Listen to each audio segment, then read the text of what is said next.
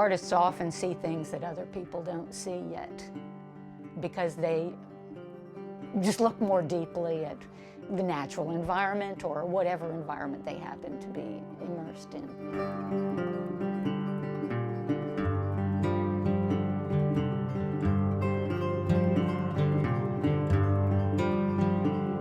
I've been here 25 years.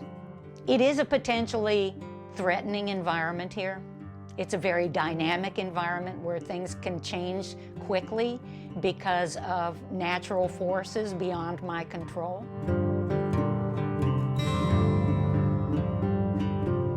This is a painting depicting the ghost forest that's located at the end of Broadway Road here. I call this the Ghosts of Broadway. It starts out with large pine trees that are still very much intact, and yet as the road goes lower, you can see certain trees dying back on the edge of the woods because of the saltiness of the soil. I didn't know what I was seeing when I first moved here. I just thought, oh, that's pretty, that's very sculptural. And now I realize more what it's about.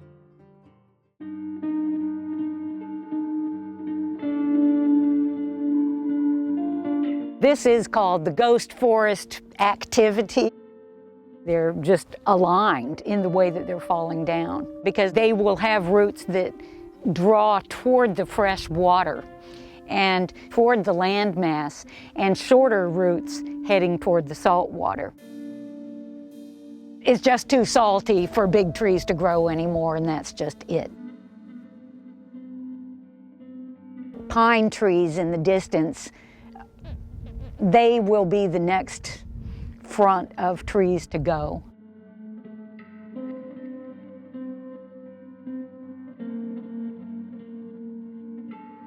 It's a viable ecosystem, but it's changing. Before, I never saw the red-headed woodpeckers, for example.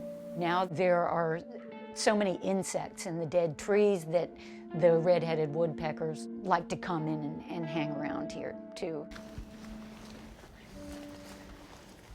My pond. It started out actually as kind of a depression, a natural drainage area, and I did get a permit and dug it out deeper because I saw the potential for making a little ecosystem there. I've always loved small aquatic animals, like turtles and frogs specifically. They're just my thing. This is a hand-painted 10 by 12 foot floor cloth.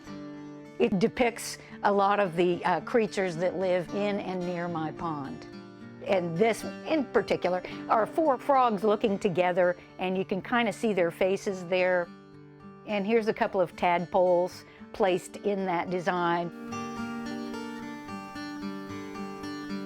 This is a flood zone. So the pond, which started out as a freshwater pond and had many freshwater aquatic animals in it, is now changing over as we've had more frequent saltwater overflowing into the pond.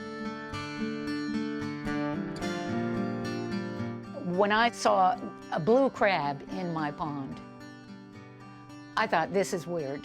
A blue crab is a saltwater animal. How can they be living in my freshwater pond? And I realized then that the salinity of the pond must be up pretty high.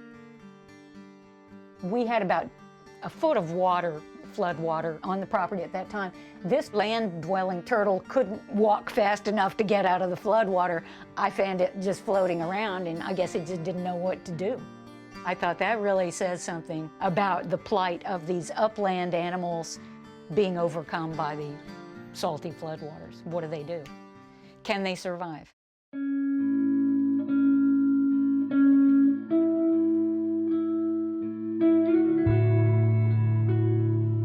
During a major storm, it could have as much as 2 or 3 feet of water in the yard. I would like to try to live here as long as possible. The house has been raised up 4 feet from its original foundation. I have my propane tank anchored down so it won't flood away. And the studio too is built out of the predicted flood hazard zone. I don't want to be foolish. In the meantime, I consider it sort of adding relevance to my work, that I'm willing to suffer some inconvenience in order to document the changes in the wildlife, document the changes in the landscape, document the challenges that are required for people to live here, and maybe be able to pass on some advice for those who are interested about how not to panic, but to live more sensibly and more in harmony with nature. We're going to have to adapt if we want to survive.